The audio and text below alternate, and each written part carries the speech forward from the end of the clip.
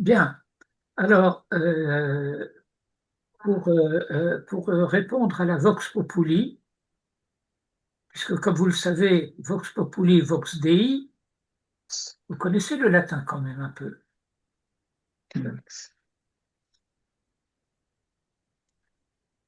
Si je voulais traduire en termes sociopolitiques contemporains ce dicton latin de Vox Populi, Vox Dei, ce serait de consister à dire que la démocratie est une théocratie. Oui, bien sûr. Et- Oui, Vox Populi, Vox Dei. La voix du peuple, c'est la voix des dieux. Eh bien, donc nous allons étudier un passage talmudique concernant Tisha B'Av, entre autres, et pour ne pas déroger à nos habitudes euh, d'études, nous allons également lire ensemble un commentaire du Maharal sur ce passage du Talmud. Dans les Chidushé Agadot, du Maharal. Il s'agit donc d'un passage talmudique qui se trouve dans Rosh Hashanah, le traité de Rosh Hashanah, à la page 18b. Euh, pour bien faire, étant donné que ce passage du Talmud suit de manière presque immédiate une Mishnah qui se trouve en page 18a, j'aurais dû reproduire aussi cette Mishnah, mais j'en ai fait un peu l'économie pour pouvoir, disons, avancer un peu plus vite. Donc, je passe maintenant en mode, nous avons perdu quelqu'un.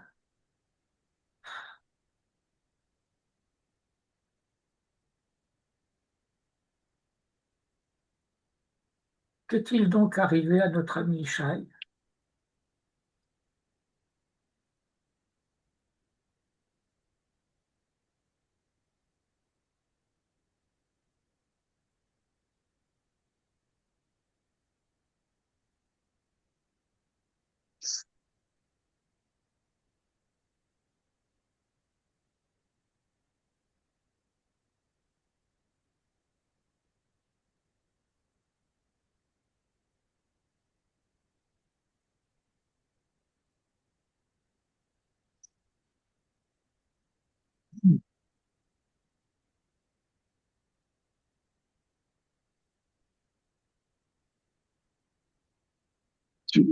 Peut-être juste avant de commencer le cours sur enfin, le commentaire du Marat de Prague, j'avais une question à vous poser, parce que bon, Tisha B'Av, c'est quand même l'un des événements dont on se rappelle Tisha B'Av, c'est la destruction du temple.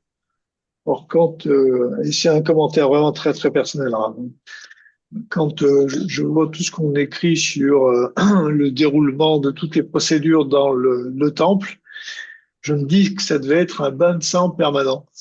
Euh, est-ce que si on se projetait dans le troisième temple, ça serait la même chose?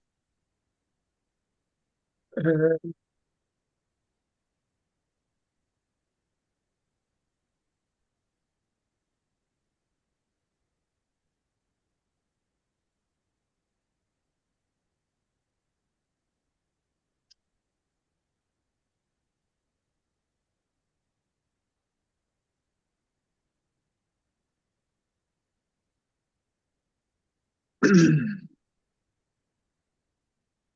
bon, je suis, comment dire, un peu choqué par votre description. Oui, ça m'étonne pas. Oui, euh, Mais moi, je suis toujours ému quand je lis tout ce qui se passe dans le temple. oui, mais pourquoi un bain de sang? Parce que quand on voit le nombre de sacrifices, si on prend les sacrifices qui sont liés à enfin, à ceux aux fêtes, au Shabbat, au Rosh Chodesh, etc., on est à plus de 1000 par an. Et puis à cela s'ajoutent tous les sacrifices qui sont apportés par les gens qui, enfin, qui ont quelque chose à se faire pardonner ou pas d'ailleurs. Et d'après les lectures de Flavius Joseph, on est à 100 000, 200 000, 300 000, peut-être plus d'ailleurs. Bon, Donc comment dire, est-ce que vous savez comment se passe un corban? non. Bon, alors, le,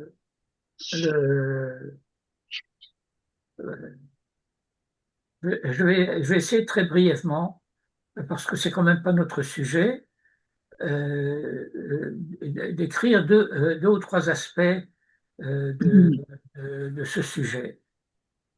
Euh, le premier, qui est une erreur commune et très répandue, c'est que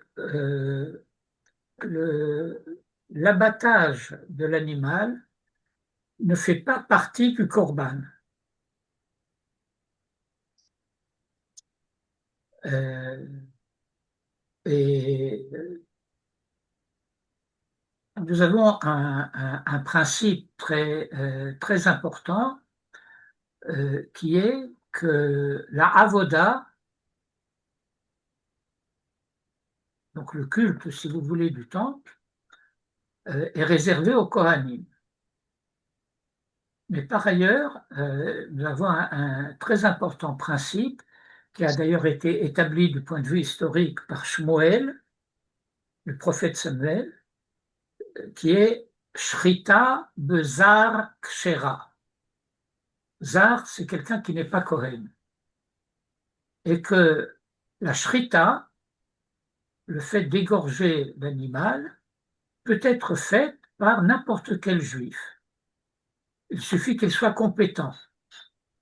Mais la Shrita par un nom Kohen est Kshera. Et ça veut dire que la Shrita ne fait pas partie de la Avoda. La Avoda commence avec le fait que, au moment où on va égorger l'animal, les Kohanim vont devoir récupérer le sang.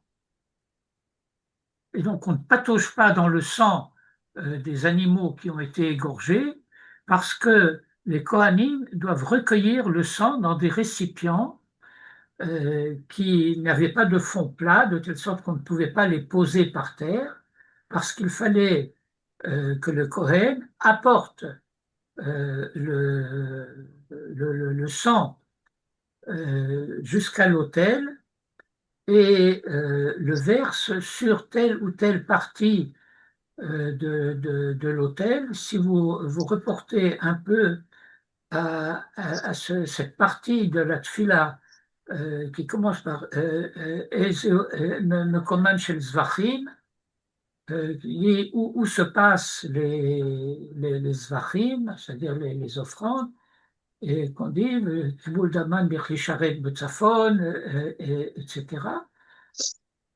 Et qu'il fallait verser le sang sur tel coin de l'autel et sur telle base de l'autel où il y avait une rigole qui faisait que le sang s'écoulait vers l'extérieur du temple par on va mettre ça entre guillemets, des caniveaux, après que le sang ait été aspergé sur l'autel, sur telle partie du rideau du Kodesh à Kodashim, ou sur telle partie, selon les corbanotes, sur les badim, qui sont les montants sur lesquels on transportait le Aaron Kodesh, etc. Et donc, le, euh,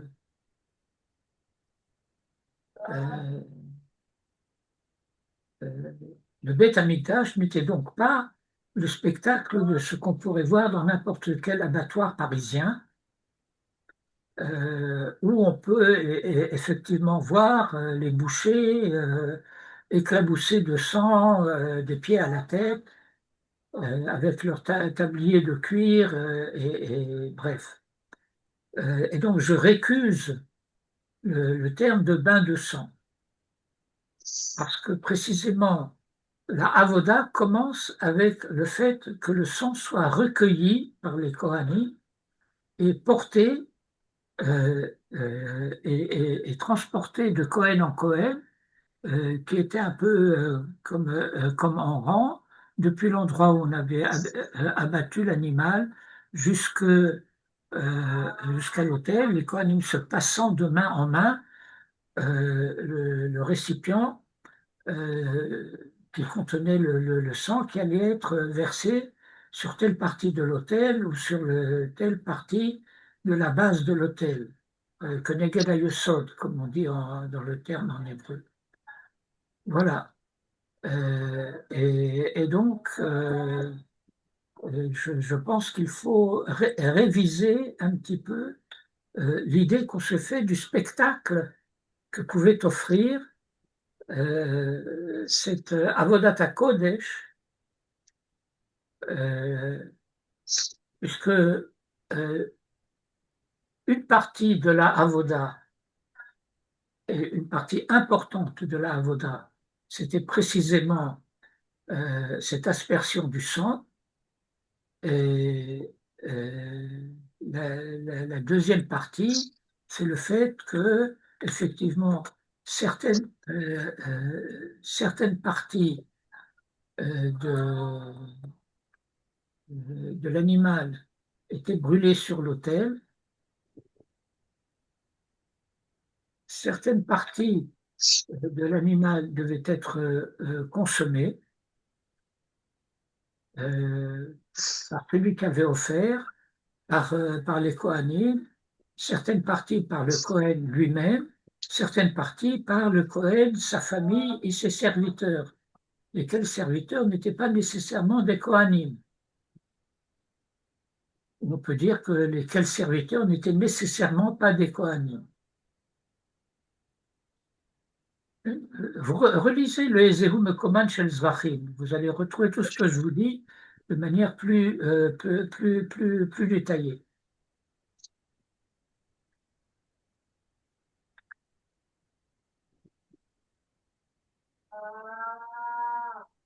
So, ceci étant, quelle est la question?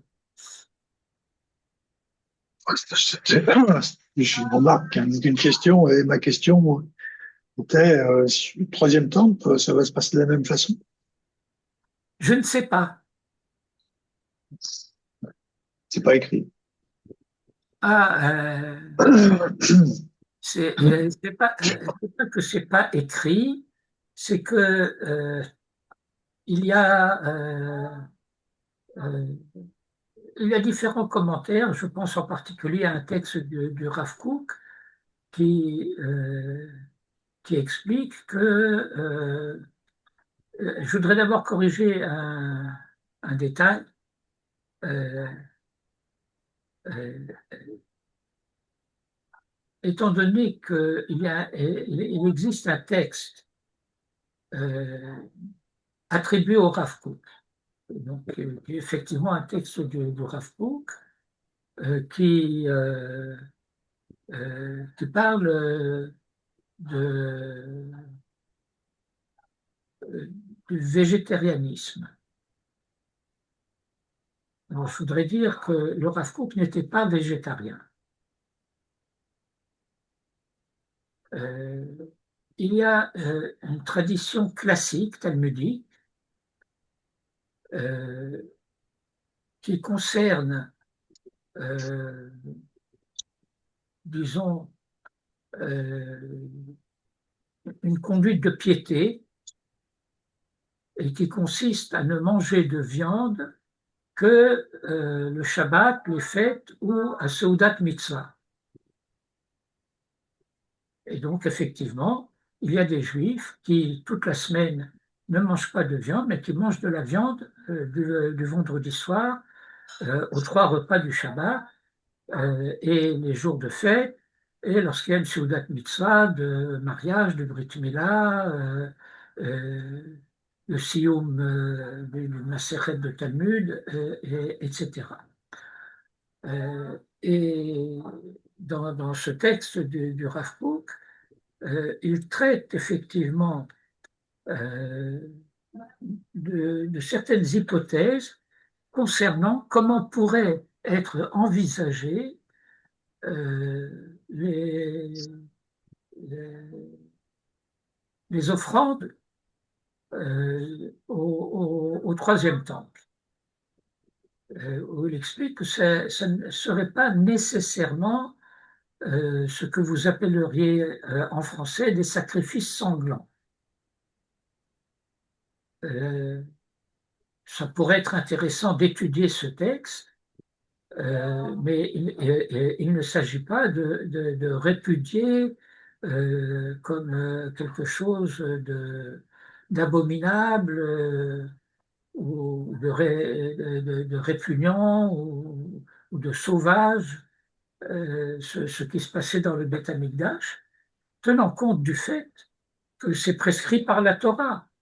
Et donc, c'est quelque chose qui est demandé Mina Shamayim. Et donc, il faut se souvenir que ces sujets doivent s'étudier et concernant précisément ce type de sujet, ça doit s'étudier d'une manière extrêmement précise, très scrupuleuse. Il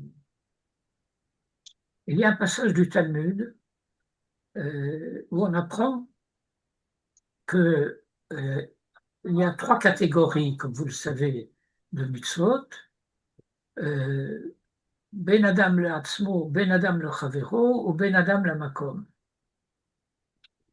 Alors, on explique que Ben Adam le Chavero, la tendance de la psycha, c'est-à-dire de l'établissement des règles, doit aller du côté de la Khumra, de la Kula.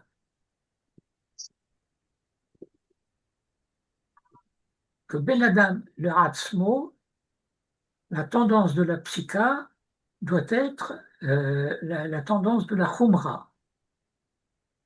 Mais que Ben Adam la Makom, c'est ni Kula ni Khumra, mais exactement ce que la Torah demande. Vous voyez et donc, c'est un sujet très important pour lui-même, mais où on apprend que précisément, bon, la Avoda du Beth Amikdash, c'est très précisément Ben Adam la Makom, et que, si je peux me permettre de parler dans un vocabulaire que je n'aime pas particulièrement, mais qui est néanmoins très expressif, le bon Dieu sait parfaitement comment il veut être servi.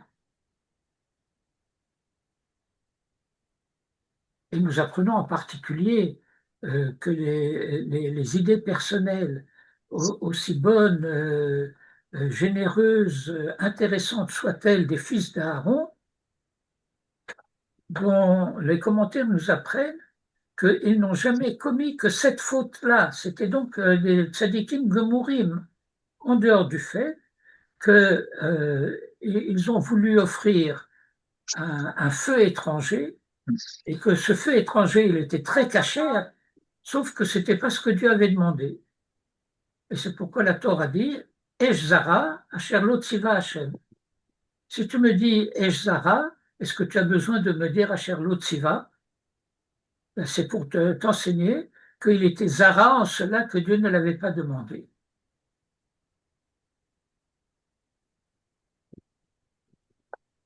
Ça ne voulait pas dire du tout qu'il faisait, qu'ils avaient commis une faute de Avodah Zara. Ils ont commis une faute parce qu'ils estimaient que ce serait bien de faire aussi cela, qu'il y ait une participation d'en bas à cette simcha d'en haut, si je puis dire. Et c'est très vrai que d'une manière générale, Itaruta Deletita, le fait qu'il y ait l'initiative d'en bas, c'est bien vu. Mais en l'occurrence, c'était pas ce qu'il fallait faire. Et à chaque fois qu'on mentionne la faute des fils d'Aaron, on mentionne en quoi elle a consisté. Et les commentaires traditionnels, Midrash, Talmud, etc., insistent sur le fait que si on mentionne à chaque fois cette faute, c'est pour nous enseigner qu'il n'y en avait pas d'autre. Bon, c'est un sujet qui n'est pas simple, qui doit s'étudier par ailleurs, mais donc je voulais simplement dire que il faut bien se représenter euh, le fait que on ne pataugeait pas dans le sang dans le temple. Ça ne veut pas dire qu'il n'y avait pas du sang qui coulait. Bon, un instant, il y a mon fils qui appelle, je vais lui dire que je suis en cours. Je suis en cours.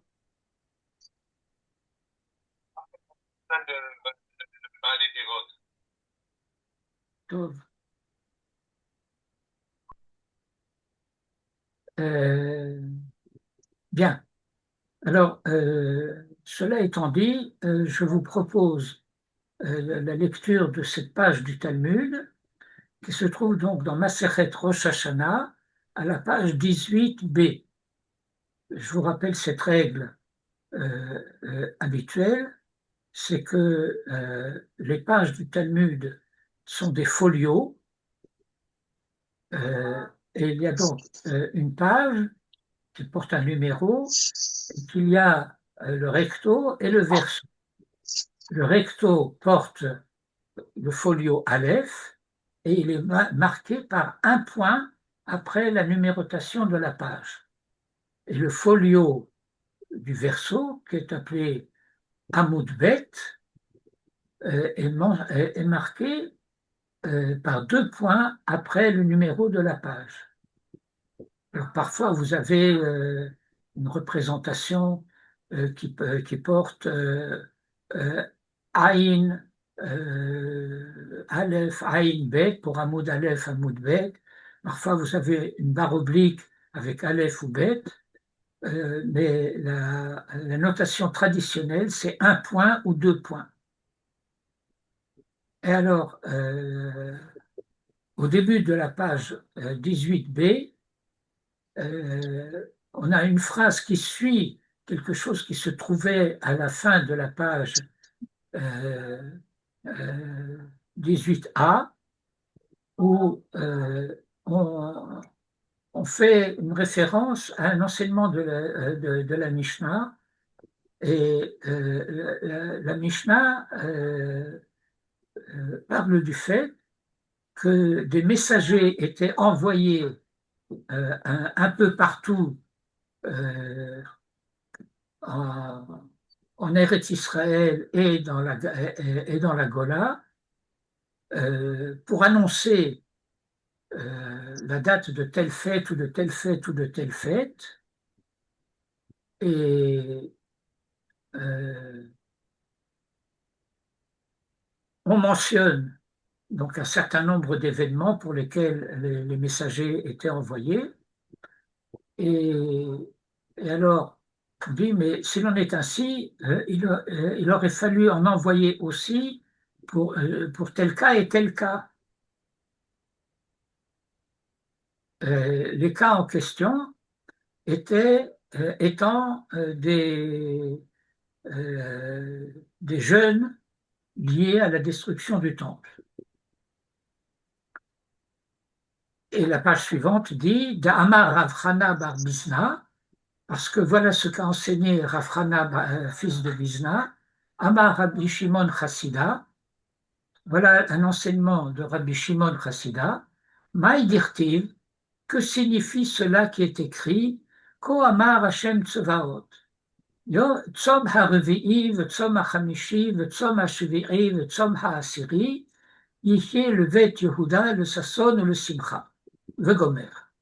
Et donc, on cite un verset de Zacharia au chapitre 8, verset 19. Zacharia fait partie de ceux qu'on appelle les petits prophètes. Alors, il faut savoir que les petits prophètes sont de très grands prophètes, mais qu'on appelle petits par rapport au volume de leurs textes, de leurs écrits. Alors, il y a les grands prophètes qui ont de gros livres. Ce sont les trois grands prophètes, Isaïe, Jérémie et Ézéchiel, parce qu'ils ont des dizaines de chapitres, alors que les petits prophètes ont très peu de chapitres. Zacharie, Dafka étant l'un des plus volumineux, tout en étant petit. Et donc, au chapitre 8 de Zacharie, on a un verset qui enseigne la chose suivante.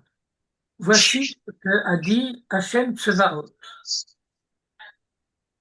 Le jeûne du 4e, et le jeûne du 5e, et le jeûne du 7e, et le jeûne du 10e sera pour la maison de Juda, ça veut dire Malchut Yehuda,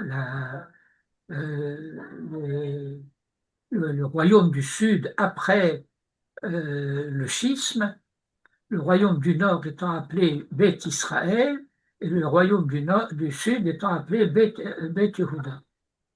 Et donc, tous ces jours de jeûne, qui sont des jours de jeûne liés à la destruction du temple, seront pour la maison de Yehuda joie et réjouissance. Ça sonne le simcha.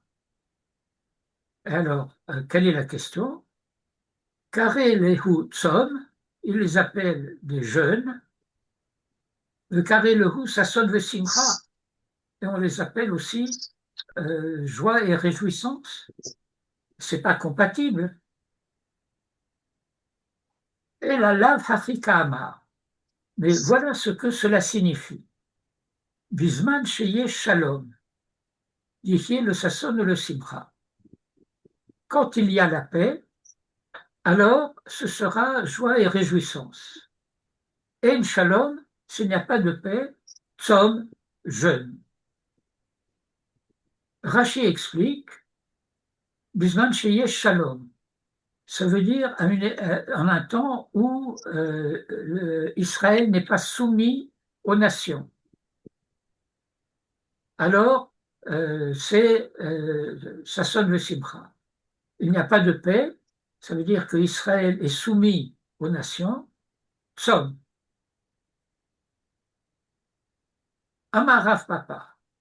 Rav Papa va proposer, si je puis dire, une correction, mettez ça entre guillemets, donc une version différente de cet enseignement. Bisman sheyesh shalom, yihye le sasson le simcha. Yesh gzera. Gzera, ça veut dire qu'il y a des décrets des nations contre Israël, tzom. Mais il y a un troisième cas. En gzera ve en shalom. Il y a eu une époque, au XVIe siècle, où, depuis le milieu du XVIe siècle, il y avait une époque, je dirais, de relative tolérance dans ce qu'on appelle le Saint-Empire romain germanique, non seulement à l'égard des communautés juives, mais également à l'égard des minorités religieuses comme les protestants, de différentes obédiences, puisque il y avait déjà à cette époque-là les luthériens et les calvinistes, donc deux sectes protestantes qui sont d'ailleurs en bisbille entre elles.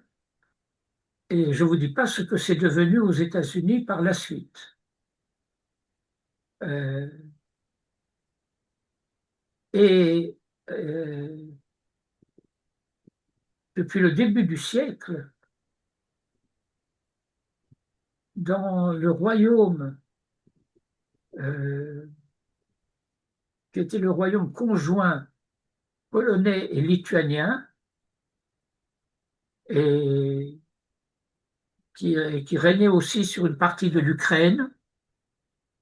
Ce n'est qu'au XVIIIe siècle que la Russie s'est emparée d'un certain nombre de territoires de la Pologne et de la Lituanie et de l'Ukraine, avec un partage entre les empires. L'empire prussien ayant pris une partie de la Pologne, l'empire autrichien une autre partie, et l'empire russe encore une autre partie. On s'est déchiqueté la Pologne de cette manière, et donc le statut des Juifs est devenu un peu plus compliqué. Mais au XVIe siècle, les Juifs avaient un statut euh, euh, assez bon, d'une manière générale. Bon, il y avait parfois des explosions de violence, comme la révolte des Cosaques de Chmelnytsky, euh, qui a fait des hécatombes de quelques milliers de Juifs, qu'on a considérés comme des catastrophes, etc. Mais d'une manière générale, les Juifs vivaient plutôt bien. Et donc c'était une période, on pourrait dire que en gzerot ve'en shalom. Les Juifs sont néanmoins soumis au bon vouloir des autorités euh, donc non juives, chrétiennes pour la plupart, en tout cas en Europe. Mais effectivement, il y a eu des périodes où c'était vraiment un bon vouloir. Alors, le texte dit En gzera ve'en shalom. Donc, c'est un statut un peu mixte. Ratsu mitranin, ratsu en mitranin. Alors, il dit, dans ce genre de situation où il n'y a ni gzera ni shalom, ils veulent, ils jeûnent, ils ne veulent pas, ils ne jeûnent pas. Ça ne veut pas dire que dans la même communauté, il peut y avoir ceux qui décident de jeûner et ceux qui décident qu'ils ne veulent pas jeûner. Ça veut dire que c'est une décision communautaire, régionale.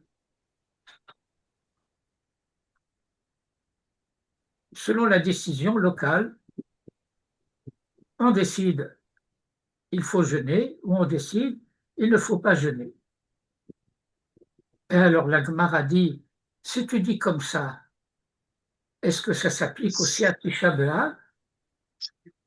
Ichachi Tisha B'Av name, Amar Rav Papa, Sha'ani Tisha B'Av. Non, Rav Papa qui a donc dit Achika Amar Bisman Sheyesh Shalom, Yihye le Sasono le Simcha, Yesh Gzerat Tzom, En Gzera Ven Shalom, Ratsu Mitanin, Ratsu En Mitanin. Ce même Rav Papa dit Sha'ani Tisha B'Av. Tisha B'Av, c'est un cas à part. Ho'il v'hurpelu vot sarot, étant donné que à Tisha B'Av, les malheurs se sont accumulés. D'Amarma, parce que voilà ce qui a été enseigné. Alors ici, c'est un cas intéressant, parce que les Ashkenazim disent mar et les Sfaradim disent mort. Chez les Sfaradim, ça s'écrit même avec un point en haut, mort. Et les Ashkenazim disent mar. C'est-à-dire, le maître a enseigné. Bon, il y a toute une question d'exégèse qui consiste à dire et qui c'est le maître. À Tisha B'Av, Harav Habayit Barishona Vashnia. La maison a été détruite la première et la deuxième fois.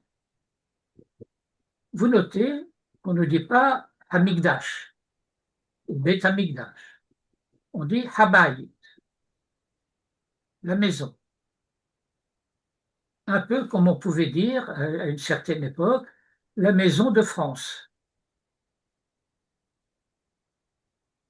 Et donc, l'expression qui, bien entendu, concerne également le Beth Amikdash, le temple, mais désigne essentiellement l'état dont le temple était le point culminant. Ça veut dire qu'il ne s'agit pas de la destruction du temple comme tel, mais de la perte de l'autonomie politique de l'État. L'État juif a été détruit. Et le symbole, terme que nous n'aimons pas utiliser en général, mais simplement pour expliciter un peu l'idée, c'était le Beth Amikdash. Mais l'essentiel, c'était que l'État comme tel a été détruit. La première et la deuxième fois. Venilkeda Beta, et à la suite de la révolte de Bar Korva, le jour de Tisha B'Av, la ville de Bétar, qui était la place forte de Bar Korva, a été prise. Venechresha Ha'ir, et l'empereur Adrien a décidé de faire labourer le territoire de la ville de Jérusalem. Nechresha Ha'ir, ce qui était une manière de déclarer que cette ville est devenue un champ et ne sera plus jamais reconstruite comme ville. Nous avons l'habitude de dire où est Adrien et où est Jérusalem. Les Romains considèrent l'empereur Adrien comme un empereur extrêmement politiquement important, bien un bon empereur. À la suite de ce premier texte, donc de Rosh Hashanah, page 18b, nous avons un deuxième texte qui suit de la manière suivante. D'abord, il est introduit par Tanya. Tanya, cela dit, ce que le texte introduit par ce mot, c'est ce qu'on appelle une baraïta. Une baraïta, c'est un passage de la Torah Sheba'al Peh qui appartient au corpus de la Mishnah, mais qui a été laissé en dehors par Rabbi Yehuda Hanassi. Rabbi Yehuda Hanassi, qui compile la Mishnah à la fin du IIe siècle, reprend un certain nombre de textes et les introduit donc dans le corpus de la Mishnah, et certains autres textes qui a priori font partie du même corpus, il les laisse en dehors. Laisser dehors, c'est ce que signifie Baraita. Et Tanya, ça veut dire on a enseigné, sous-entendu, dans la Baraita. Voilà. Alors c'est un cas très intéressant parce que la Mishnah et la Baraita sont des textes qui sont a priori des textes de Halacha. Mais ici, nous avons un texte qui est un texte de Haggadah et qui est néanmoins introduit par la désignation de Boraita, Tanya. Amar Rabbi Shimon. Rabbi Shimon, qui est Rabbi Shimon Bar Yochai, enseigne. Arba Devarim Haya Rabbi Akiva Doresh, et il est l'un des élèves de Rabbi Akiva. Et il dit, il y a 4 choses que Rabbi Akiva enseignait, Ve'en ani doresh kamoto, et que je n'enseigne pas de la même manière que lui. En voici un exemple. Tzom harevi'i ze Tisha B'Tammuz, shebo hufka'a ha'ir, le 9 Tammuz, qui est le jour où la ville a été bréchée, c'est-à-dire où le rempart de la ville de Jérusalem a subi la première brèche, Beka, par exemple, pour dire dans la Torah un demi-shekel, on dit Beka la Gulgolet, un demi par tête. per capita, comme on dirait en latin. Beka, parce que c'est un shekel qui a été coupé. Et Hufke à Haïr, et donc la ville a subi la première brèche. Chez Nehemar, c'est un verset de Jérémie au chapitre 52, verset 6. Bachodesh HaRevi'i, Batisha la Chodesh, donc nous avons la date exacte qui nous est donnée par Jérémie. Vayechezak HaRa'av Ba'ir, et la famine est devenue lourde, importante, grave dans la ville. Urtiv, au verset suivant, verset 7, Vatibaka Ha'ir, et la ville fut bréchée.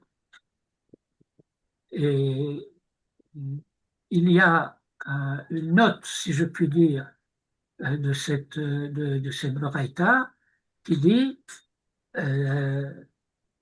la première fois, c'était au 9 du mois, et la deuxième fois, c'était au 17 du mois. Et nous avons retenu pour la tradition le temple, si je puis dire, qui était le plus proche de nous, c'est-à-dire le deuxième temple, et où la brèche dans la ville a été faite le 17 Tammuz et pas le 9 Tammuz. Okay.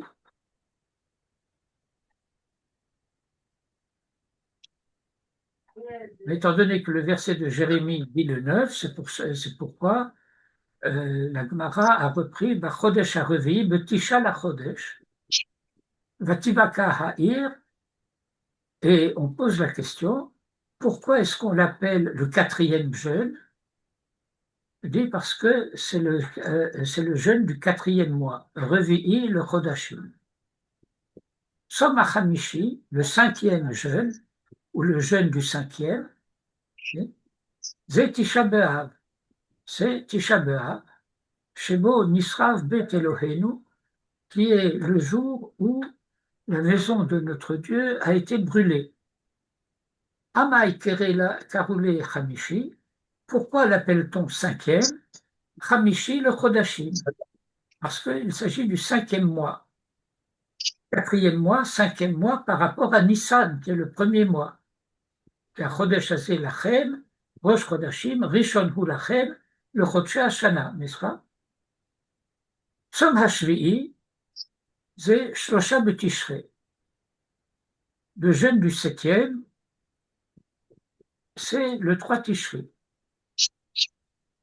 Shebo Neherag Gedalia Ben Achikam, ce que nous appelons traditionnellement le jeûne de Gedalia.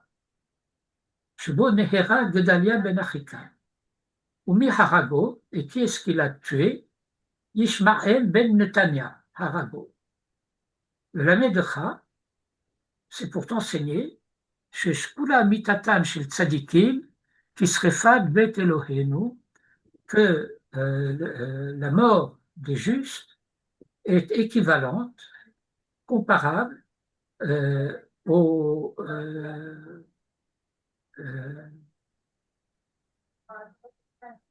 à la srefa, au fait que la ville de notre Dieu ait été brûlée.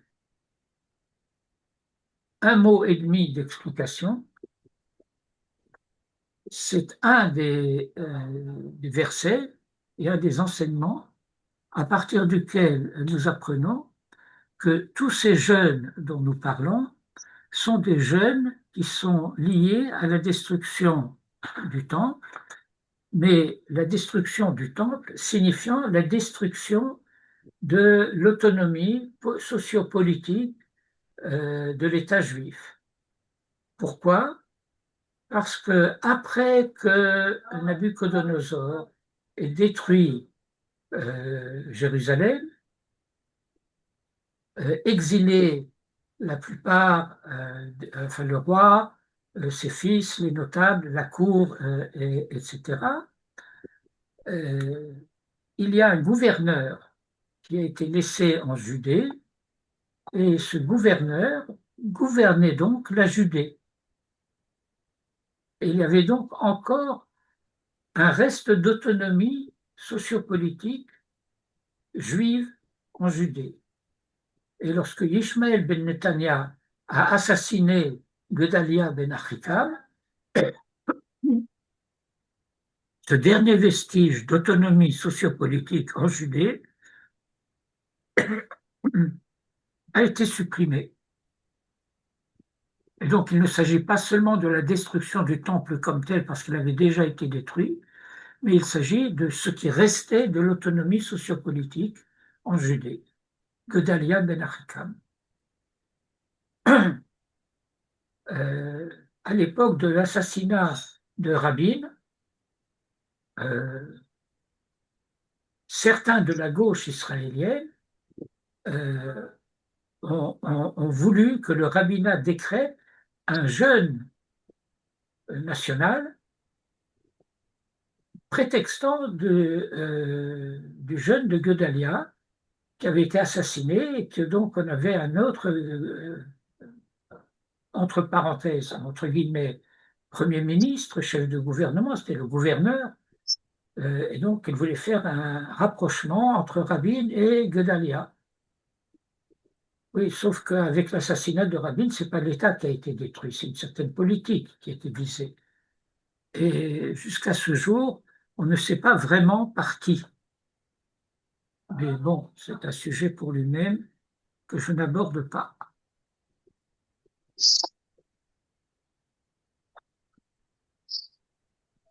Som HaAsiri, le jeûne du 10e, c'est Asara Betevet. Et on dit Asara Betevet, le 10 Tevet, Shebo Samach Melech Bavel à Yerushalayim. C'est le jour où le siège de Jérusalem a commencé par le roi de Babel, c'est-à-dire par Nabuchodonosor. Shneema, ainsi que l'enseigne un verset d'Ézéchiel, chapitre 24, verset 1, Vayhi dvar Hashem elai vashana hateshe'il bachodesh ha'asiri, be'esor lachodesh lemor. Donc voilà ce qui m'a été dit, c'est le prophète Ézéchiel qui parle, la 9e année, donc du règne du roi qui régnait à ce moment-là, be'esor lachodesh, au 10e jour du 10e mois, Urtiv, et il est écrit plus loin, Ben Adam, c'est la désignation classique du prophète Ézéchiel dans le texte, que Tov lecha et Shem Hayom, écris-toi le nom du jour, et Etzem Hayom Hazé, en ce jour même, Samach Melech Bavel al Yerushalayim, le roi de Babylone, a commencé le siège de Jérusalem. Ve'amal karele Assyrie, pourquoi il l'appelle 10e? Dit Assyrie le Chodashim, parce que c'est le 10e mois. Alors qu'est-ce qu'on constate? Le verset du prophète Zacharie nous donne les jeûnes dans l'ordre des mois de l'année et pas du tout dans l'ordre chronologique des événements qui se sont produits en ces mois-là.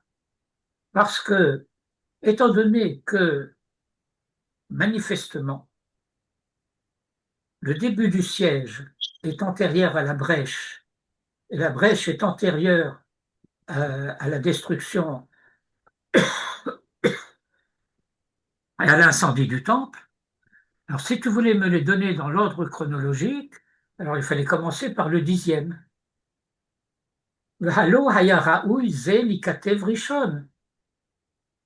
N'est-ce pas que celui-ci, du point de vue de la chronologie des événements, aurait dû être mentionné le premier? Et pourquoi est-il écrit ici, c'est-à-dire en dernier? Que dès le hasdir chodashi que tiknan, afin de donner l'ordre des mois dans leur ordre. 4e, 5e, 7e, 10e. Et ça, c'est l'enseignement de Rabbi Akiva. Va'ani, dit Rabbi Shimon, eni omerken, et là, Som ha'asiri, ze chamisha betevet, שבו באת שמוע לגולה, שהוכתה העיר. Alors voilà ce qu'il dit. Pour moi, Tzom HaAsiri, ce n'est pas le jour où le siège a commencé, qui est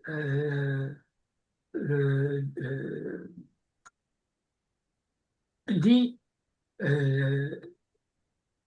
le 10e jeûne, c'est Chamisha B'Tevet, c'est le 5 Tevet, parce que c'est le 5 Tevet que la nouvelle de la destruction de la ville, c'est-à-dire de Jérusalem, est arrivée dans la Gola. Étant donné qu'il n'y avait pas de réseaux sociaux à l'époque, il n'y avait pas l'Internet et les nouvelles instantanées, la nouvelle de la destruction du temple et de Jérusalem n'est arrivée après Tisha B'Av que le 5 Tevet. Et Shneimar, Vaihi bishte esre shana ba'asiri b'chamisha lachodesh. Et donc, ce fut à la 12e année, au 10e mois, le 5 du mois, le Galoutenu, à notre exil, Ba Elai Hapalit Mirushalayim, est arrivé chez moi le survivant venant de Jérusalem, les morts, disant Hukta Ha'ir, la ville a été battue, c'est-à-dire détruite. Ve'asu Yom Shemua, que Yom Srefa, et on a assimilé le jour où on a appris la nouvelle de la destruction du temple comme équivalent au jour où le temple a été brûlé, c'est-à-dire un jour de jeûne. Venir in devarai midvara, et je préfère ce que je dis à ce qu'il dit. She'ani omer al rishon rishon val acharon acharon, parce que selon ma version, je dis les choses dans l'ordre, le premier, le dernier, le dernier. Vehu omer al acharon rishon val rishon acharon, alors que lui appelle dernier le premier et le premier le dernier. Et là, si ce n'est que lui, Moné le Seder Chodashim, il parle, il décrit d'après l'ordre des mois, Vanim Moné le Seder Puranuyot, alors que moi, je parle de l'ordre des événements. C'est ça le passage talmudique. Alors ce passage talmudique nous apprend déjà énormément de choses. Et il y a énormément de commentaires sur cette page de Gemara. Il y a à peu près une trentaine de commentaires classiques sur cette page de Gemara, ou sur tel ou tel passage de cette page de Gemara. Mais comme nous étudions d'une manière générale le Maharal, alors j'ai choisi de vous proposer, encore une fois, les Chidushei Agadot du Maharal sur ce sujet.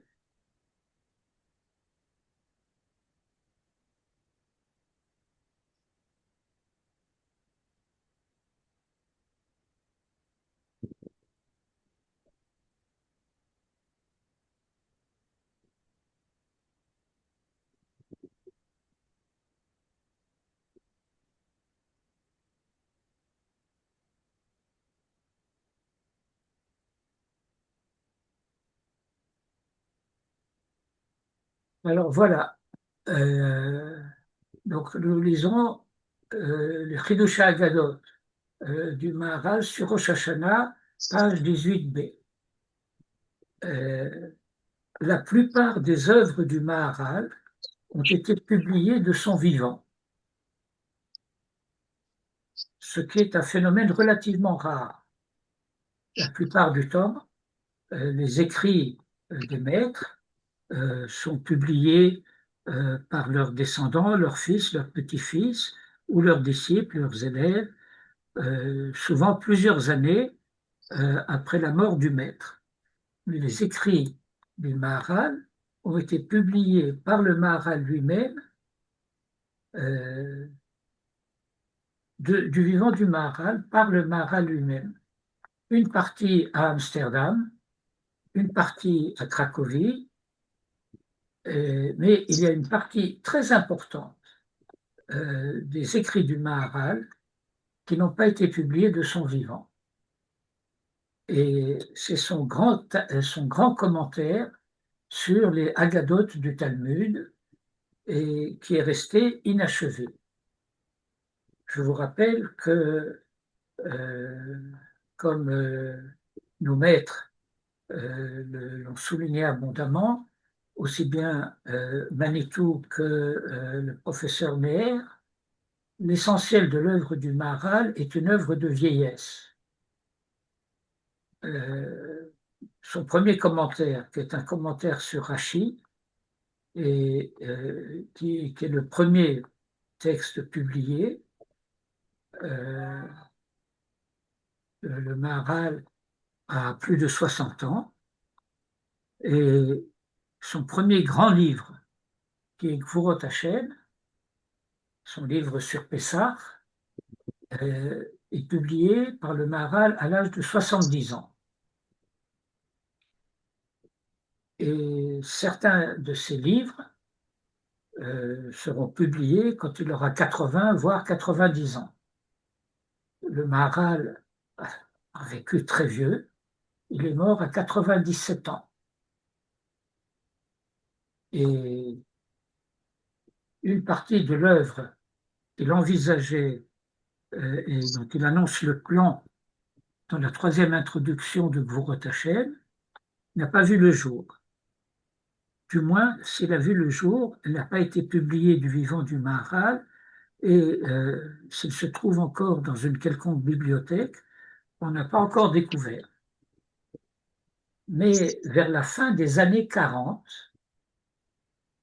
on a découvert dans la bibliothèque d'Oxford un manuscrit qui est le manuscrit des Chidushei Agadot du Maharal. Et ces Chidushei Agadot ont commencé à être publiés seulement donc après la guerre, la Deuxième Guerre mondiale. Et je vais faire un peu de grammaire française, avec votre permission. On doit dire le deuxième temple et pas le second temple. Pourquoi? Parce que le second suppose qu'il n'y a pas de troisième. Or, pour nous, la supposition, c'est qu'il y a un troisième temple.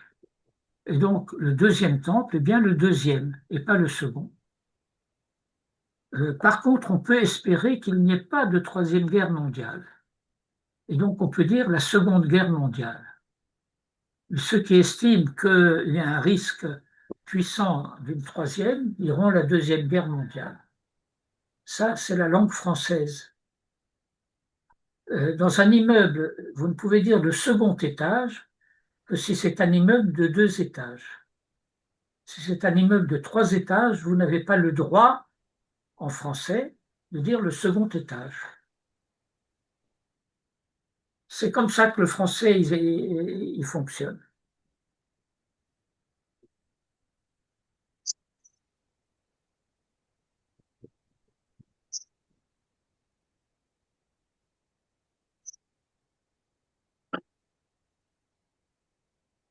Karel Tzom, de Karele, ça sonne. Ça, c'est une citation du Talmud. Makshin, alors, une kashia, littéralement, c'est une difficulté. Ça veut dire qu'on soulève une difficulté logique.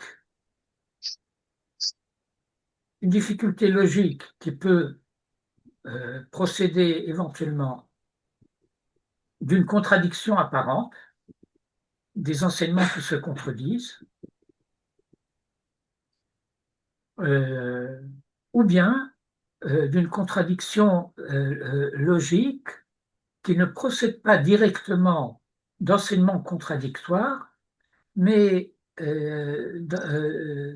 d'enseignements dont la déduction peut amener à une contradiction. Makshin, דהה שפיר כאמר, קרא דצום הרביעי יהיה לעתיד לשמחה ולששון. Parce que Shapir Kama, Shapir, ça veut dire c'est bien dit. Il est bien dit que on appelle le quatrième jeûne comme étant destiné à l'avenir d'être Sasson et Simcha. Or, Tzom et Sasson et Simcha sont contradictoires. Ça, c'est apparemment la contradiction, si vous voulez, que soulève le Talmud. Commentaire du Maharan veut dire et de la Kasha. Et on pourra voir qu'il n'y a pas d'objection, qu'il n'y a pas de difficulté.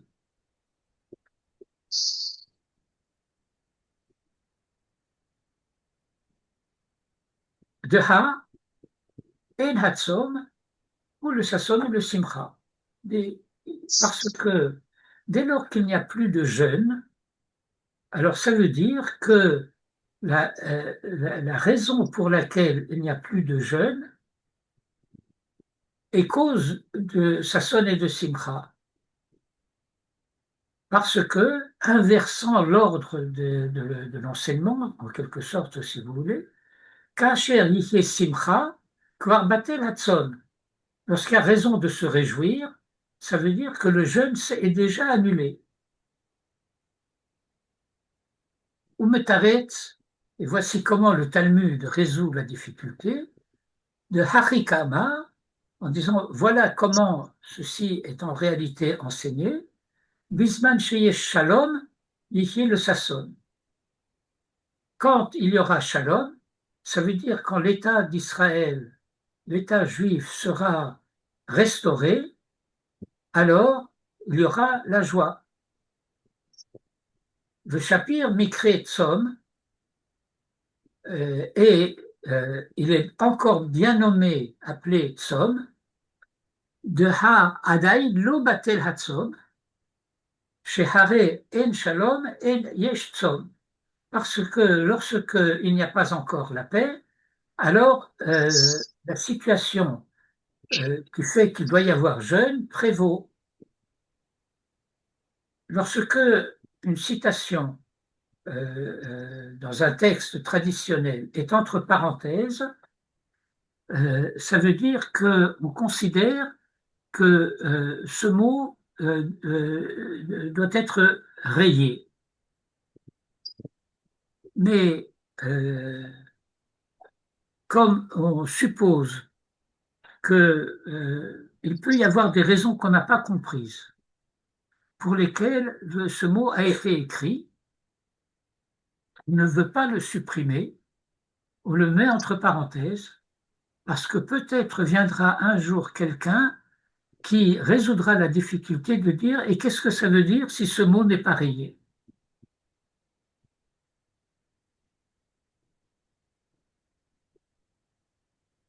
Ve'im amar, lo yihye od tzom, rak yihye le sasson le simcha. Et s'il dit qu'il n'y aura plus de jeûne, mais seulement sasson et simcha, hayamashma, cela supposerait, cela impliquerait la ratide à l'avenir, que chez Yavo Mashiach, lorsque le Mashiach serait venu, parce que c'est ainsi qu'on interprète le fait que la paix est advenue, Yihye le Sasson, Lo Arshav Bisman Hazé, pas maintenant en ce temps-ci. Mi de Amar Tzom HaRevi'i v'choulé, et étant donné que le verset du prophète l'appelle encore le jeûne du quatrième, etc., mashma implique chez Yihi Nikra Tzom qu'il continuera à être désigné comme jeune, Yihi le Sasson ou le Simcha, mais qu'il deviendra un jour joie et réjouissance, faisait, et ceci, Bisman Sheye Shalom, quand il y a paix, c'est-à-dire à l'ère messianique, Yihi le Sasson ou le Simcha. Rav, et donc c'est à ce moment-là que les jeunes seront supprimés. Voilà. Il y Alors, a, si vous me permettez, il y a eu une grande discussion à ce sujet-là après la création de l'État d'Israël. Les rabbins d'Algérie et de Turquie, certains rabbins d'Algérie et de Turquie ont écrit au Rav Uziel pour demander s'il ne fallait pas annuler le jeûne de Tisha B'Av et les jeûnes d'une manière générale. Il non, y a une alors précisément, nous avons vu dans la Souga plus haut qu'il y a une différence entre les trois jeûnes et Tisha B'Av. Mais alors, le Rav Uziel, justement, reprend ce passage du Talmud. Attendez, on n'y est pas encore. Bon, d'accord. C'est la raison pour laquelle les trois autres jeûnes sont ce qu'on appelle des demi-jeûnes, Oui, des jeûnes qui commencent le matin.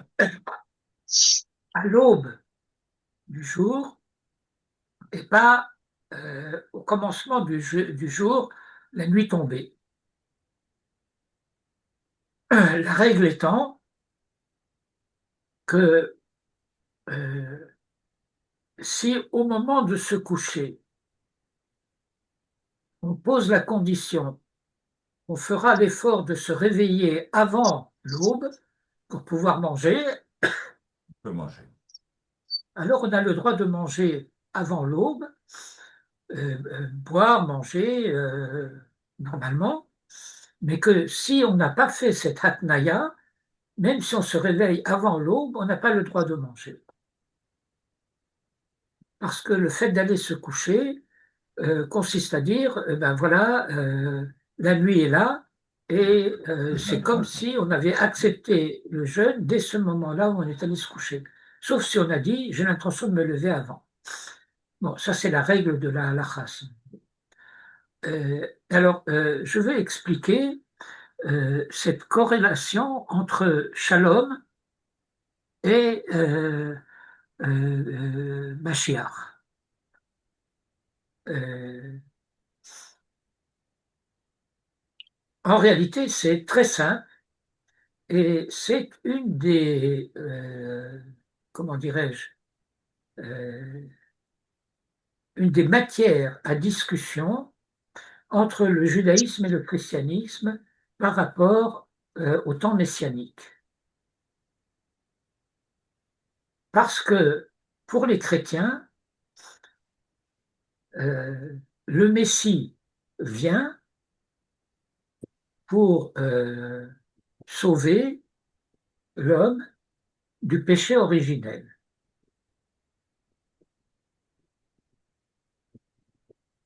Le péché originel, ça veut dire la fameuse faute de l'arbre. Bon. Alors que les temps messianiques pour le judaïsme, c'est la rédemption de la faute du deuxième homme, c'est-à-dire de la faute du meurtre du frère par le frère. Le meurtre, c'est le contraire de la paix.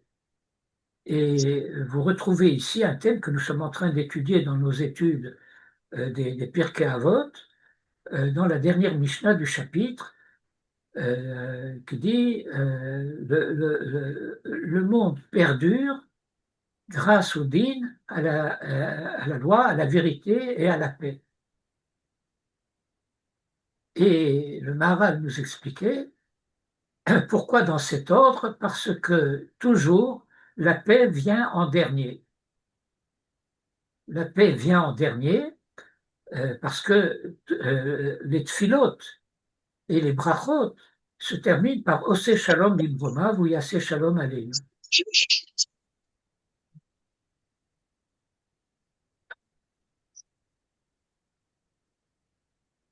et que l'un des derniers passages du Talmud, c'est Lo matza kadosh baruch hu keli marzik bracha le Israël, ela hashalom, que Dieu n'a pas trouvé d'autre réceptacle de bénédiction pour Israël que la paix, puisqu'il est dit Hachem yevarer et ramo ba shalom, que Dieu donnera la bénédiction à Israël dans un récipient qui sera la paix. Et non pas que la bénédiction sera la paix. La paix, c'est le réceptacle de la bénédiction. Et c'est la raison pour laquelle ça vient en dernier.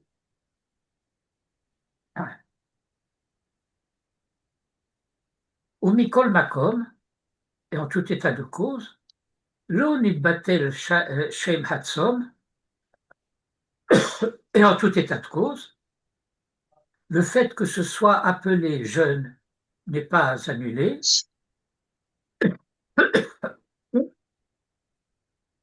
Oh là là. Sheim en shalom, et tzom, yesh tzom, pardon. Parce que tant qu'il n'y a pas la paix, il y a le jeûne.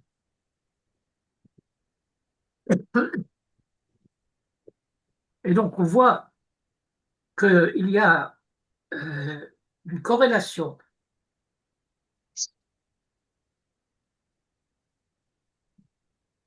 qui est établie par le Talmud entre l'absence de paix entre Israël et les nations, parce que on dit s'il n'y a pas de paix, ça veut dire que Israël n'est pas souverain, ça veut dire qu'il est encore soumis aux, aux décisions éventuelles des nations. Alors c'est pas encore la paix. Le Rav Ashlag, qui, si je me souviens bien, est décédé en 1954, si je me souviens bien. Il faudrait vérifier, mais enfin, c'est comme ça dans mon souvenir. Enseignait donc, après la création de l'État, que tant qu'il n'y avait pas non seulement la souveraineté sociopolitique, mais également l'indépendance économique, on ne pouvait pas encore parler d'autonomie réelle de l'État juif. Et que dans la mesure où on était dépendant économiquement de dons, voire de prêts,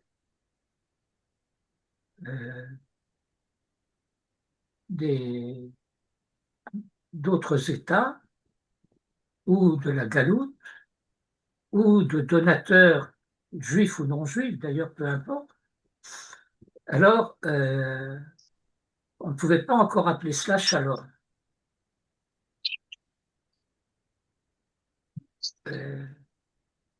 Il serait intéressant de savoir ce que l'école de la chassidoute d'Ashlag dirait de cette question de nos jours.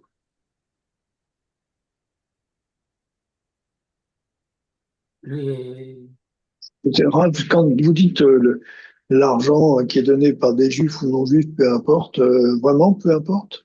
Oui, peu importe.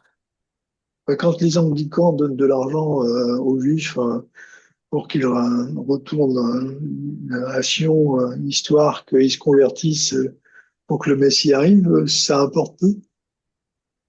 Non, écoutez,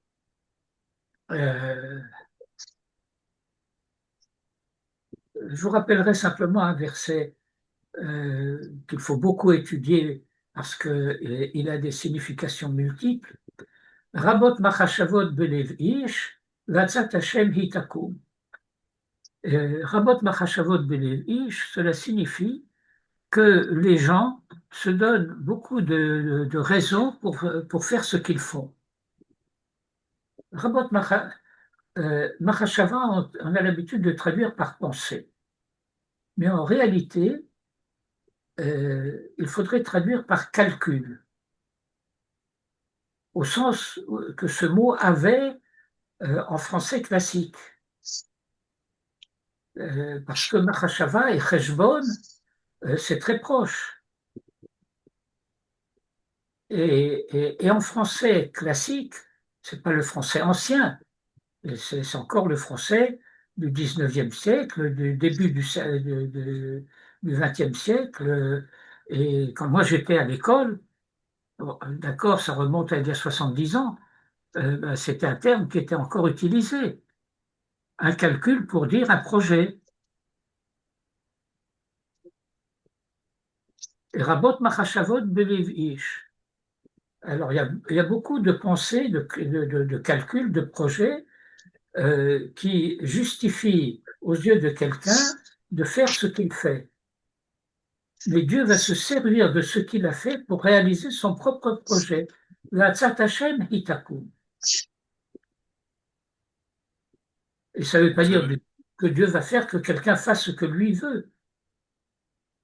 Parce Oui, mais que, comme ça veut j'ai dire quand très même. souvent appris, Dieu veille à l'autonomie absolue de l'homme Oui, et mais ça veut dire. n'intervient pas dans ses décisions.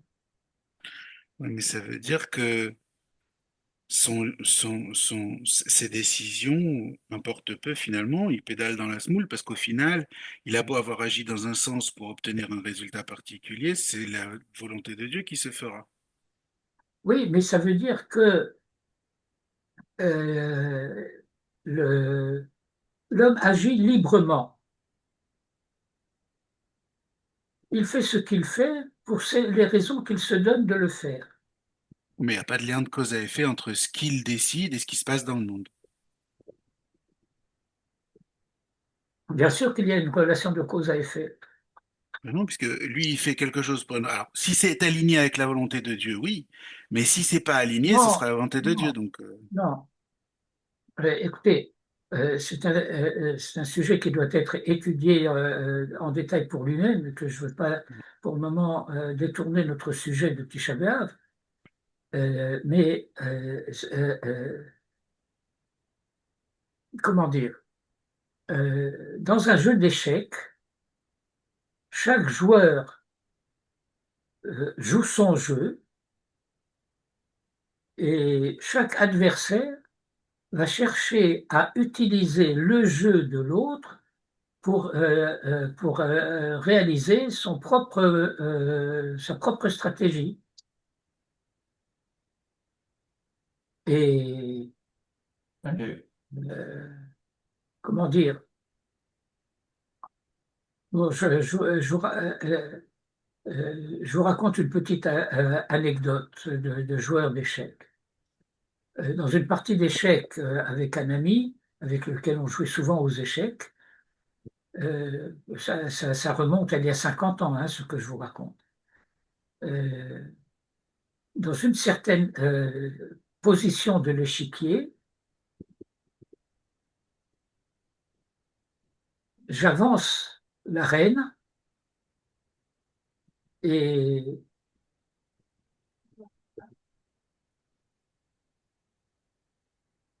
je mets ma reine en, en position d'être prise par le cheval de mon adversaire. Et au coup suivant, je le mets mat. Pourquoi? Parce que j'ai offert ma reine à être prise de telle sorte que son cheval occupe une case qui devient non disponible comme case de fuite pour son roi. Et au coup suivant, euh, j'avance un fou et je le mets mat parce que le roi n'avait plus où aller, il n'y avait plus d'autres pièces qui pouvaient le protéger. Bon. Euh, et donc, s'il n'avait pas pris madame avec son cheval, eh ben, il aurait pu protéger son roi contre mon fou. Mais du fait qu'il avait estimé que, voilà, il a fait une gaffe, il va perdre sa dame. Et donc, ça l'a appâté, et c'était un appât très appétissant, et donc il a fait une erreur. Je l'ai poussé à faire cette erreur, mais je ne lui ai pas commandé cette erreur. Je n'ai pas ordonné, fais ce mouvement. Mais Rav, est-ce qu'on ne peut pas revenir à la phrase elle-même? Moi, je comprends parfaitement la question de Dan, parce que moi aussi, tout le monde se la pose. Rabot, Marchavot, Belev Ish. OK, c'est-à-dire l'homme veut faire beaucoup de choses. Mais sauf au shel Non, davar, non, et c'est pas Satan que l'homme, Shahid Koum. c'est pas que l'homme peut faire beaucoup de choses. Il peut justifier ce qu'il fait de bien des manières. Mais ce qu'il fait, il le fait lui. C'est sa D'accord, mais liberté qui joue. finalement, c'est Et la alors volonté maintenant, de Dieu. ça va être le problème de la providence de faire en sorte que le projet de Dieu finisse par Ouais. réussir en tenant compte de tout ce que les hommes, d'une manière générale, auront fait. J'arrive pas encore à comprendre. Je pense que c'est parce qu'il y a un paramètre de temps. C'est-à-dire, aujourd'hui, manifestement, Atzat Hashem lo kam, de Et je n'ai fait. pas dit instantanément. C'est ça, non, mais c'est ma précision. Au bout du compte, c'est la volonté de Dieu qui sera faite avec toutes les volontés et tous les calculs des hommes au milieu. Mais aujourd'hui, manifestement, c'est pas le cas. Alors, je n'en discute pas pour le moment, parce que c'est aussi un sujet délicat. Euh, euh, et euh,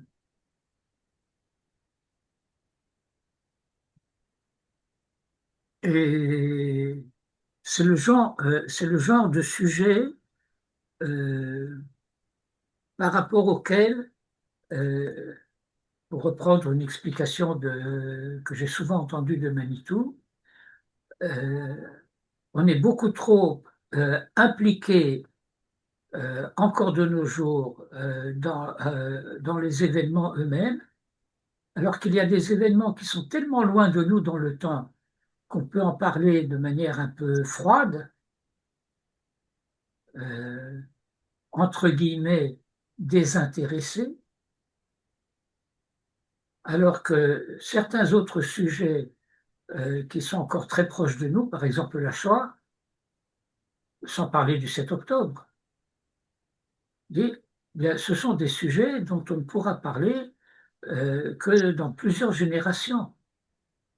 Et bien que je sache qu'il y a certains rabbins qui en parlent déjà aujourd'hui,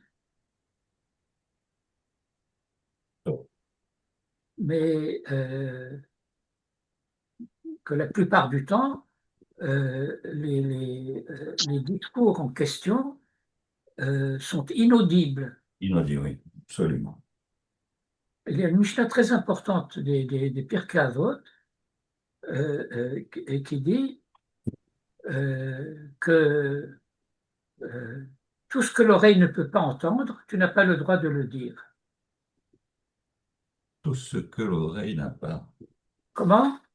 Reprenez tout ce que l'oreille. Tout ce que l'oreille ne peut pas entendre, tu n'as pas le droit de le dire. Je vais vous raconter une histoire, mais on va récupérer le temps de l'histoire comme au football, c'est pas dans le compte de la mi-temps. Euh, c'est une histoire que nous racontait le Rav Rothenberg Zatzal. Alors, il dit, le rabbin de la ville vient avec son secrétaire chez un des notables de la communauté. Alors, le Regarde dans secrétaire le frappe à la porte, compte de Emmanuel si on a reçu euh, l'argent. on vient 2800. ouvrir. Alors, le secrétaire dit, va annoncer au maître que le rabbin de la ville désire le voir. Alors, le notable est très surpris, il vient accueillir le rabbin à la porte, mais il dit, quel grand honneur, qu'est-ce que je peux faire pour le rabbin, etc. Alors le rabbin lui dit, je suis venu chez toi pour accomplir une mitzvah. Ah, quel grand honneur, fait rentrer, le rabbin s'assied et il se tait. Alors, peut-être le Rav peut-il me dire, le Rav se tait. Bon, ça commence à devenir gênant. Euh, le notable se tourne vers le secrétaire ne fait rien.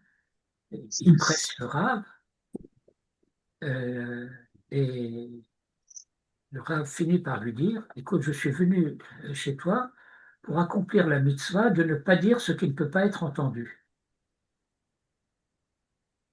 Mais qu'est-ce que je ne peux pas entendre? Le Rav se tait. Et le Rav Rothenberg nous racontait cette histoire pour nous dire qu'une mitzvah négative, c'est pas une mitzvah qui s'accomplit par abstention. C'est-à-dire qu'une mitzvah négative doit être effectuée de manière négative. Si vous comprenez ce que ça veut dire. Non. Ben, je vais vous donner un exemple. Il y a une interdiction de manger du porc. Oui. Alors le Talmud nous dit, tu n'as pas le droit de dire je ne mange pas de porc parce que j'aime pas ça, c'est dégoûtant, Ah, ouais. etc. Non, tu dois dire Je mange pas parce que c'est j'aimerais interdit. beaucoup manger du porc, mais je ne peux pas parce que avec le Bachamaïm me l'a interdit. Voilà. Donc c'est une manière positive de ne pas faire quelque chose. Et Mhm. alors finalement, euh, le, le notable presse le Rav, et le Rav lui dit, bon, écoute, puisque tu assistes tellement, je vais te le dire. La veuve machin ne peut pas payer sa mashkanta, l'hypothèque de sa maison. Et la banque dont tu es le directeur va par conséquent lui prendre sa maison, puisque sa maison est en gage pour le remboursement de l'hypothèque. Mais Kvodara, moi je suis que le président, je ne suis pas, c'est pas mon argent. Dis-toi, je t'avais dit que ça pouvait pas être entendu. Et, euh, quelqu'un se réfugie derrière des règles, etc., comme si lui était impuissant, et par conséquent, il n'est pas prêt à entendre Il y a la voiture. un discours, C'est pas soit terminé. de bon sens, Ouais. soit de Gmilut Chassadim, ou de quelque autre nature que ce soit. Donc, il s'agit de venir accomplir la mitzvah, de ne pas dire ce qui ne peut pas être entendu. Rue Dizengoff. Rue Dizengoff? Oui. Avant le bâtiment de Djerba.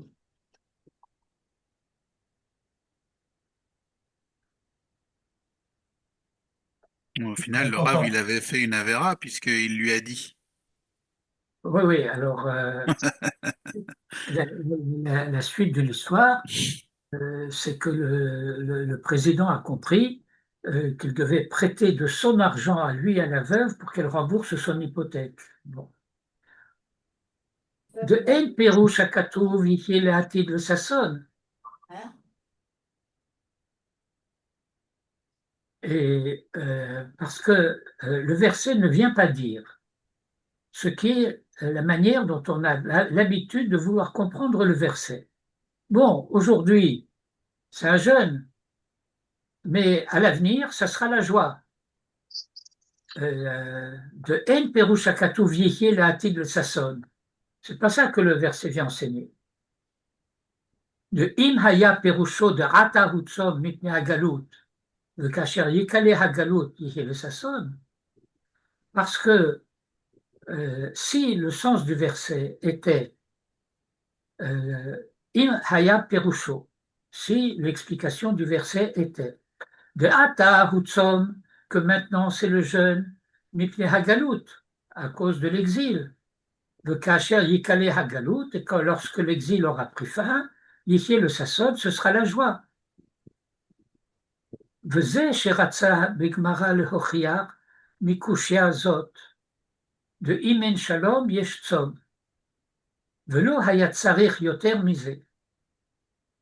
Parce que c'est ça que la Gemara vient prouver, de la difficulté que s'il n'y a pas de paix, il y a jeûne. Et il n'y aurait pas besoin de plus que cela. Aval en perush hakatuv kach. Mais ce n'est pas cela l'explication du verset. De perush hakatuv, parce que l'explication du verset, Tzom ha'revi'i yihye ata miyad le sasson et le simcha. Que, en quelque sorte, le prophète Zacharie vient annoncer que ce qui était jusqu'à présent le jeûne du 4e deviendra dès maintenant sasson et simcha. Yihye ata miyad le sasson et le simcha. Pas au temps messianique, maintenant. Ki hanavi eshiv mikra ze, le otan shehayu mitranin betzom harevi'i. Parce que le prophète vient donner en réponse ce verset à ceux qui, en son temps, jeûnaient le jeûne du 4e. V'ka'amar ki tzom harevi'i yihye le sasson et le simcha ve'en kan tzom. Et si nous disons que le jeûne du 4e sera joie et réjouissance, et il n'y a pas de jeûne, le hashta le fisait, en kan ochacha sheyeh od shem hata'anit al tzom harevi'i. Et donc, maintenant, d'après cela, il n'y a pas de preuve de ce verset que le nom de jeûne, ta'anit, s'appliquera encore au jeûne du 4e. C'est un raisonnement très serré. C'est une dialectique très serrée. Parce qu'on avait l'air de dire que dans la première lecture que le Maharal a proposée, que lorsqu'il y aura la paix, c'est-à-dire au temps messianique, mais ça veut dire que ce n'est pas de notre temps. Et ensuite, il va dire, bon, mais en réalité, ce n'est pas ça que le verset vient enseigner. Alors, qu'est-ce que le verset vient enseigner? Ve'en kan tzom, ve'hashta le fisé en kan ochacha, שיחיה עוד שם תענית על צום הרביעי וכו'.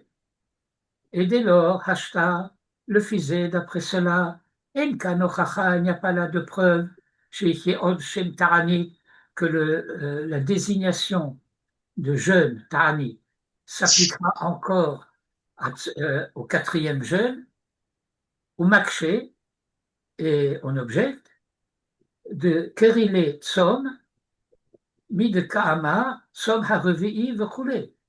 On objecte, mais c'est le verset qui a dit le jeûne du 4e. Imken, kerile de hutzom. Et donc, si le verset l'appelle ainsi, c'est parce que c'est encore jeune. Le kach, havele le memar. Et voici ce qu'il aurait dû dire. Lo yihye od tzom revi'i, v'tzom achamishi, etc. Rak le sasson et le simcha.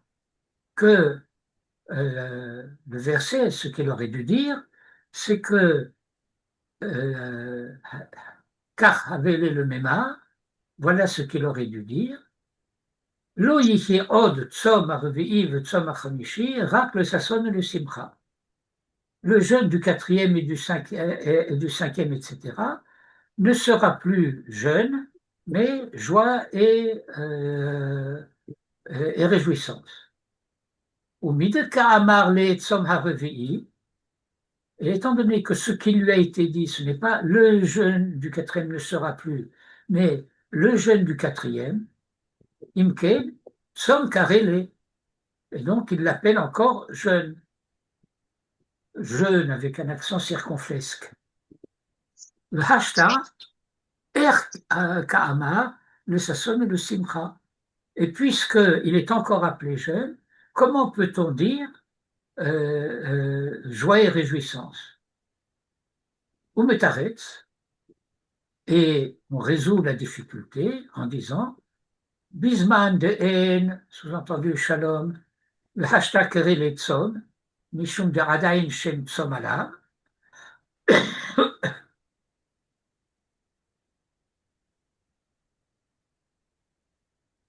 Et on résout la difficulté. Le projet de résolution de la difficulté dans la Gemara, c'est de dire Bisman de haine Shalom, etc. Lorsqu'il n'y a pas paix, alors etc.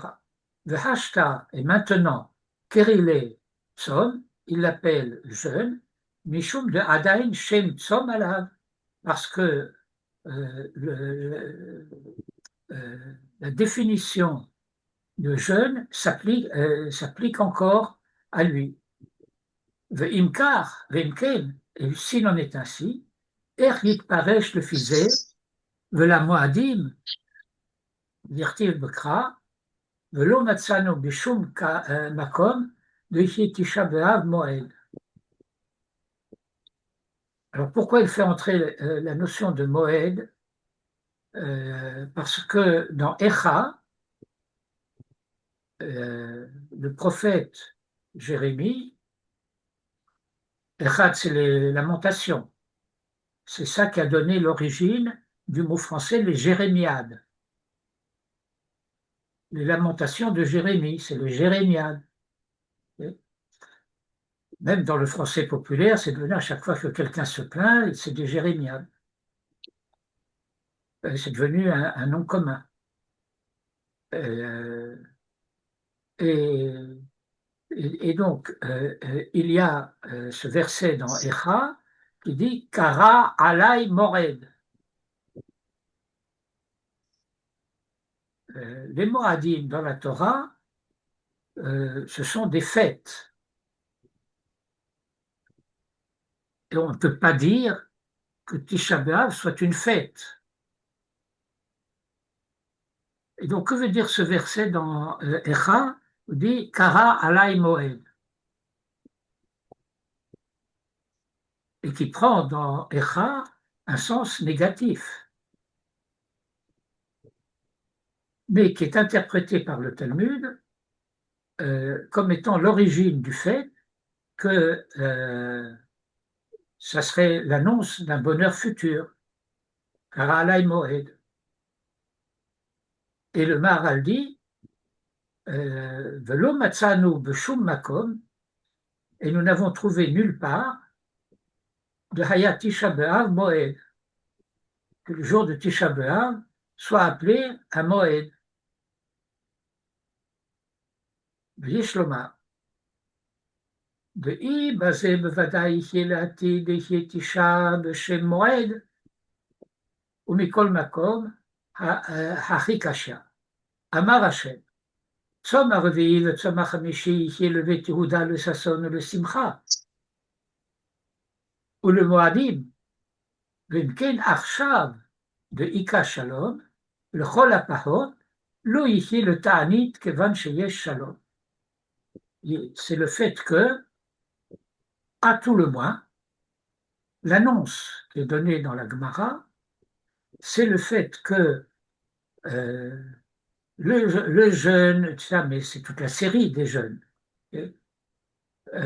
sera pour la maison de Juda, Sasson et Simcha et jour de fête, Ve'imken, et par conséquent,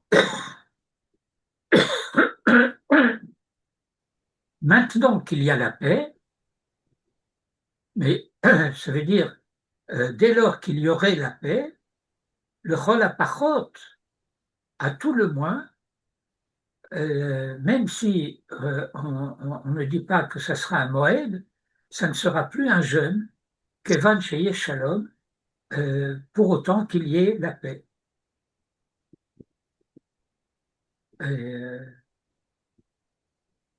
Alors, le Maharal dit ensuite sur Tzoma Revi'i, Tzoma Chamishi, me voir. On l'a expliqué, c'est tout le paragraphe précédent. Et maintenant, il va traiter de la fin du passage. Si vous vous rappelez de la Gemara, où on a dit ici,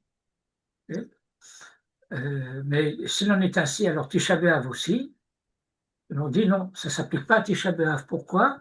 Parce que Tisha B'Av, il y a une accumulation de malheurs. Parce que, voilà ce qui a été enseigné, de Tisha B'Av, Harav Abayit Barishona Uvashnia. À Tisha B'Av, la maison a été détruite la première et la deuxième fois. Le Nilkeda Bétar, la ville de Bétar, a été prise après la révolte de Bar Kokhba. Le Nechresha Haïr, et Jérusalem a été labourée sur l'ordre d'Adrien. Bon, alors il y a plusieurs questions qui se posent sur cet enseignement de Rav Papa, parce que il y a un malheur qu'il ne mentionne pas, bien avant la destruction du temple, c'est la faute des explorateurs. Parce que on enseigne dans la chronologie de la Torah que la faute des explorateurs, ce jour-là où ils ont rendu le rapport négatif qui a provoqué la panique dans le peuple, c'était le jour de Tisha B'Av. Et pourquoi la Mishnah, enfin la Baraita ici, ne l'enseigne pas?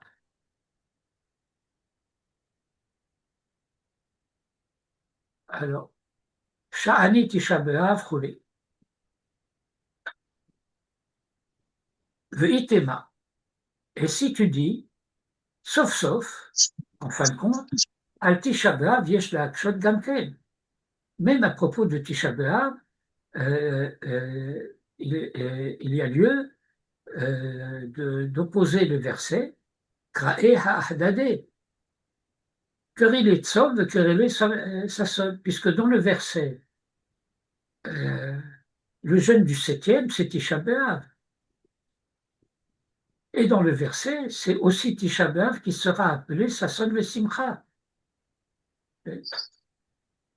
Et alors, Ve'imken, al kochecha, que tu le veuilles ou non, malgré toi, al kochecha, tzarich le taretz gabe Tisha B'Av. Il faut que on résolve la difficulté à propos de Tisha B'Av. De Bisman de Ika Shalom, ça sonne, En Shalom Tzom, à savoir cette proposition de la Gemara que s'il y a paix, alors c'est la joie, et s'il n'y a pas la paix, alors c'est le jeûne. Regardez, She'ar Tzomot, Mashninan, Yeshmad, Tzom, Velo yeh Perush HaKatuv rak l'tzdadim, V'yired hachikama. Yatzomot ha'elu, bizman de'ika shalom, pshita de'ika sason bekoulam. Ve'im yeshmad chaso shalom, bevadai mitanim bechol tzomot. Aval lika shalom ve'lika shmad, en hadavar shavet. Et donc, le Maharal explique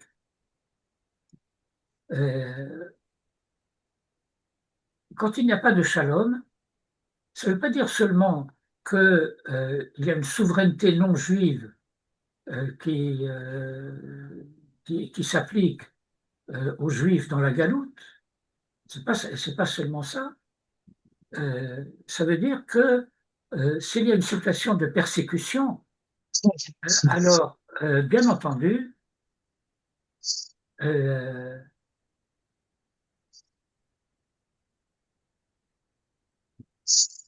s'il y a une situation de persécution, bien entendu, qu'il y a jeûne. Mais s'il n'y a pas de situation de persécution, Et donc, en shalom, en gzerot. Il n'y a pas de paix, il n'y a pas de paix, mais il n'y a pas de persécution. Alors, il y a une différence entre les jeûnes et Tisha B'Av. Parce que ça veut dire, d'après ce que le Maharal explique à ce stade du raisonnement, que pour les autres jeûnes, eh bien, ça dépend d'une décision locale. On jeûne, on ne jeûne pas. C'est une situation intermédiaire. Il n'y a pas la paix, mais il n'y a pas de xéro. C'est-à-dire, il n'y a pas de paix, mais il n'y a pas de persécution. Ça veut dire qu'il faut lire différemment le sens du mot paix selon que c'est dans la proposition. Il n'y a pas de paix, tzom, il y a la paix, simcha. Et le sens du mot shalom, dans la proposition, il n'y a pas de paix, mais il n'y a pas de xérot. Ça veut dire que dans ce verset-là, enfin dans ce membre de phrase, étant donné qu'il n'y a pas de xérot, shalom, en shalom ne peut pas se traduire par persécution. Ça veut dire en shalom, il n'y a pas la souveraineté, on n'est pas maître chez soi, mais il n'y a pas de persécution. Et à ce moment-là, proposition, lika shalom velika shmad, el hadavar shavet, que lorsque il n'y a pas de paix, mais il n'y a pas de persécution, les choses ne sont pas égales. Parce que pour les autres jeunes, beratzut alia, ça dépend de la volonté de la collectivité. Vegabe Tisha B'Av mit'anim bevadai. Mais à propos de Tisha B'Av, on jeûne certainement. Inamé, et aussi, de Haïkra, que ce verset, chez le Tzom HaReviv, etc., Kodem Churban Bait Sheni Ne'emar. Ce verset a été dit par Zacharie. Or, le verset de Zacharie a été dit avant la destruction du deuxième temple. Et par conséquent, avant que les malheurs se soient accumulés. Et alors, Tisha B'Av, Domé désormais les Sh'ar Tzomot.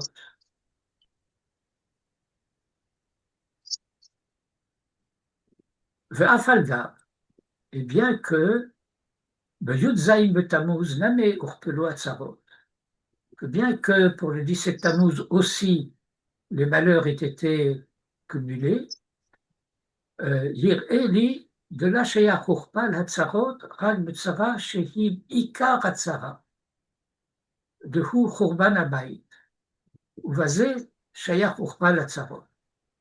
Alors le Maharal nuance en disant il me semble que, mais quand le Rav dit, le Maharal dit, il me semble que, c'est pas une opinion, c'est un avis.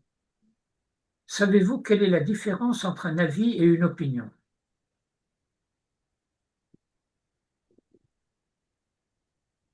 Alors la réponse est oui ou non.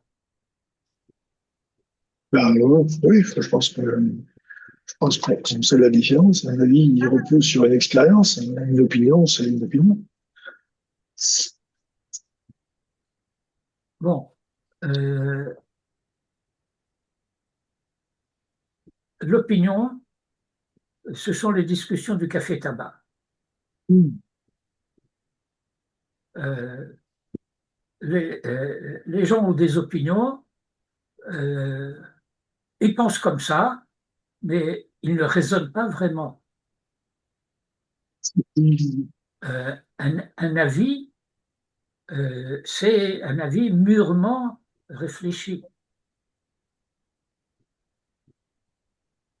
C'est pour cela qu'il faut faire attention. Les maîtres du Talmud n'ont pas des opinions, ils ont des avis. Ils savent ce qu'ils disent et pourquoi ils le disent. Ils peuvent ne pas être d'accord. Ils peuvent bien entendu ne pas être du même avis. Mais là aussi, ils savent pourquoi. Et nous aussi, on sait pourquoi quand on étudie. Puisque l'essentiel de l'étude, ça consiste précisément à comprendre les avis de l'un et les avis de l'autre. Et donc, le fait de dire que les malheurs ont été cumulés ne peut s'appliquer qu'au malheur lui-même. Ikar Hatzara.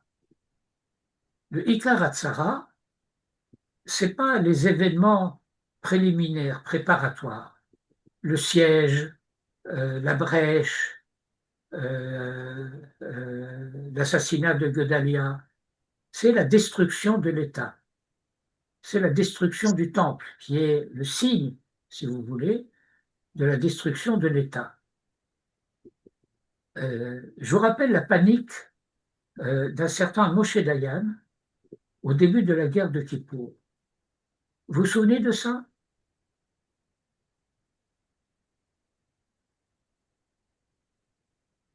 Moshe Dayan, au début de la guerre de Kippour, il a dit Ze Churban Habayit Hashlishi.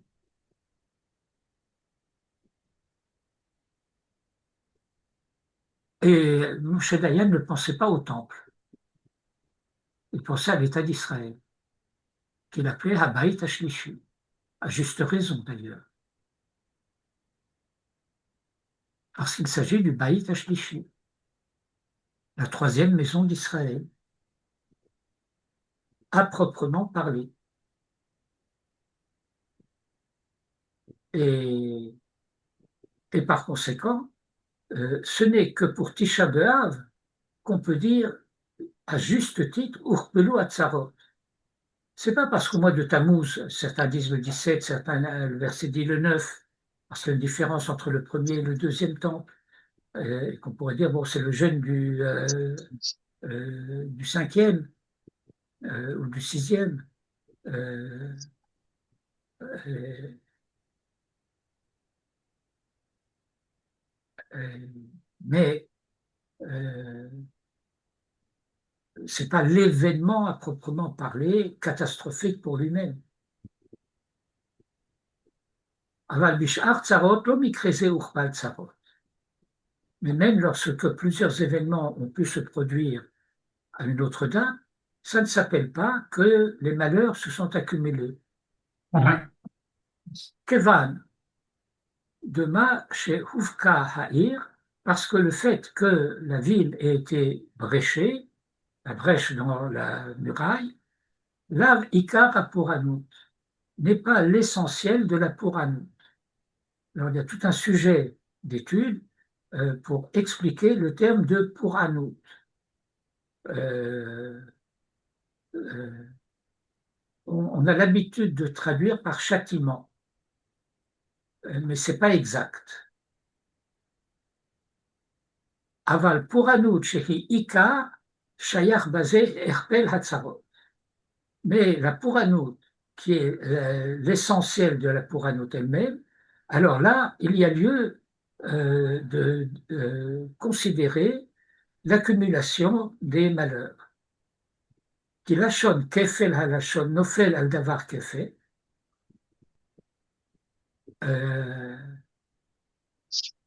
Et là, le Maharal nous donne un petit cours de sémantique.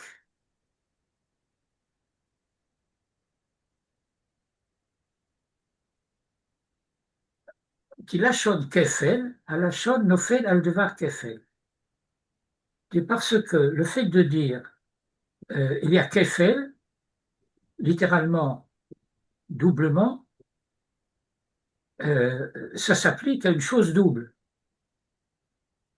Veze kacher haikar ou kefel. Et ça n'a de sens que lorsque ce qui est double, c'est la chose elle-même. Aval kacher en zeikar, lo yamer baze kefel. Mais lorsqu'il ne s'agit pas de la chose elle-même, alors il n'y a pas lieu d'utiliser ce terme de kefel.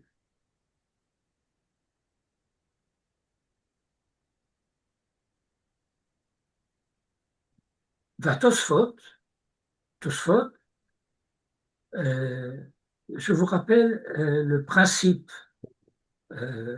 simple du commentaire de la Gemara. Les commentaires de base, c'est Rashi et Tosfot.